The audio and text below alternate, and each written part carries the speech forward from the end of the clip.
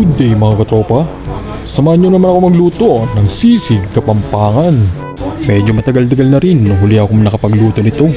Nakakamiss kumain ng sisig, kaya naman. Tara guys, samahan nyo ako. Malaman, ang order ko ay bulalo. Bakit ako bibigyan tatlo rin? Hugasan muna natin guys ang ating maskara ng baboy. Bale worth 250 pesos yan guys. Kung makikita nyo guys, napakakonti lang no. Napakamahal kasi ng baboy ngayon. Pagkatapos mahugasan, lagyan na natin ito ng paminta. Tsaka sunod na natin ang bawang. Papakuluan natin ito guys ng 15 to 20 minutes. Siya nga pala guys, yung way na paggawa natin itong sisig ay prito. Hindi natin ito ihawin para maiba naman. Sibakin na natin to guys. Galing ha?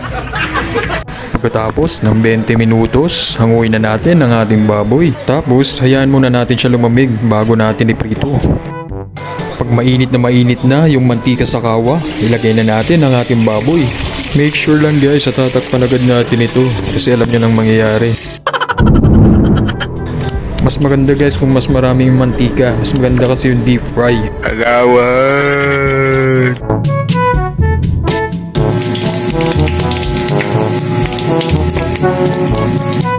Ito na guys yung unang pagprito. Bali papangalawa natin yan para maging crispy.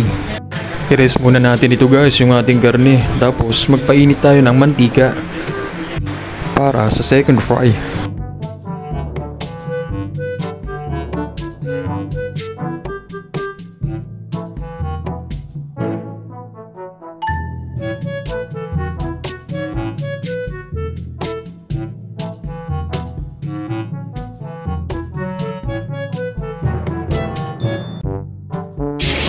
Iprito na rin natin dito guys yung ating atay ng manok.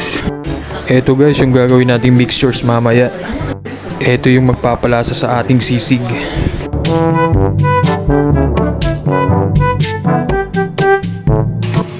Kung makikita nyo guys, napakalutong yan. Pakinggan nyo guys. Wow!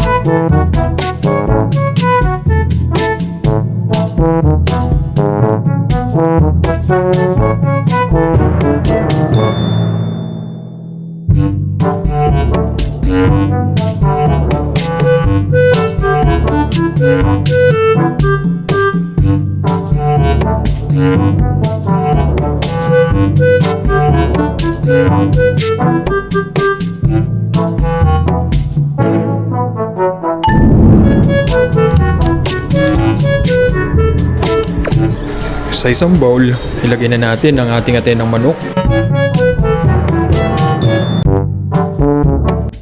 Tapos, lagyan natin ito ng suka. Mga kalahating tasa yung nilagay ko dyan guys. Or pwede nyo na rin tansyahin yan. Tapos, durugin lang natin ito guys gamit ang tinidor.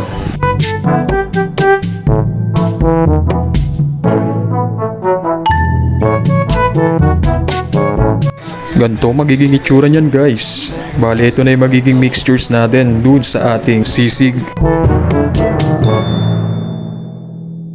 Lagyan na rin natin to guys ng konting asin. Tsaka paminta. Ilagay na natin dito ang ating dinurog na atay ng manok o ang ating mixtures na ginawa.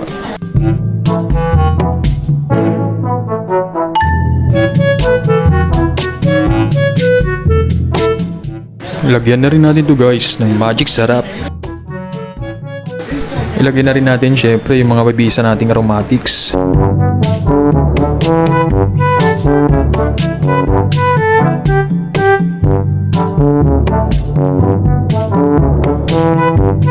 Tapos bigyan lang natin ito ng mga 6 na pirasong kalamansi.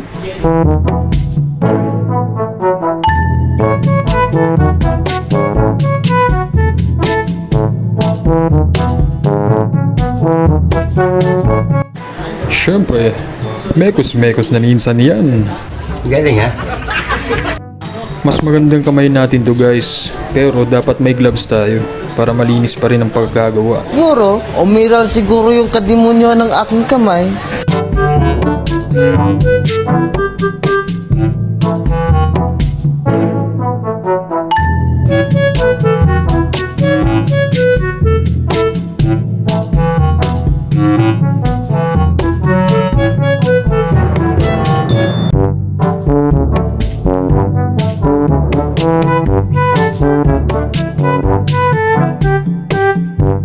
Sa isang sizzling plate, maglagay tayo ng butter.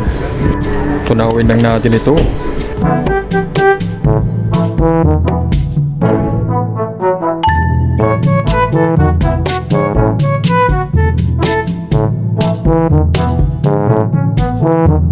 Tapos, ilagay na natin ang ating sisig sa ating mahiwagang sizzling plate. Tapos guys, ready to serve na to. Wow.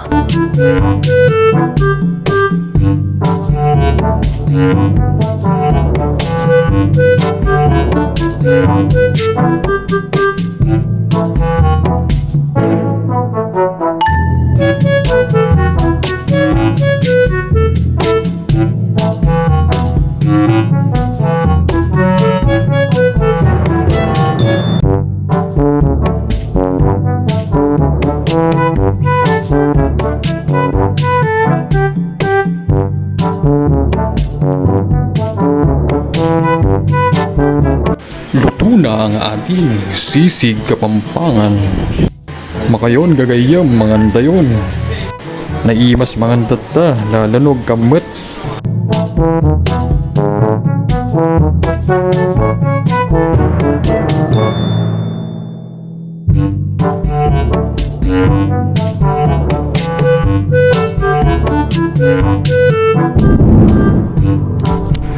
Salamat ulit sa panonood. Paalam.